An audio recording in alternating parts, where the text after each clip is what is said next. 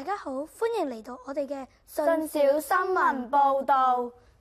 今日我哋將會介紹我哋嘅專題研習，聚焦喺香港嘅劏房戶細路仔嘅生活。我哋去年11月探訪咗劏房戶，了解咗佢哋嘅生活環境，發現喺啲擠迫嘅空間中呢，啲小朋友面對咗好多挑戰。冇錯啊，佢哋空間有限，對於佢哋嘅學習、休息同埋玩樂造成咗好大嘅困難。係啊，所以我哋就發明咗一個百變寵物吸塵機。呢款吸塵機唔單止可以清潔地下，仲可以變身成為小朋友嘅玩具，俾佢哋喺學習同埋清潔之餘，享受玩嘅時光。呢款吸塵機唔單止可以解決到清潔嘅問題，仲可以令到細路仔喺玩嘅途中，仲可以學到自理能力。我哋希望呢啲創新嘅設計能夠改變劏房戶小朋友嘅生活質素。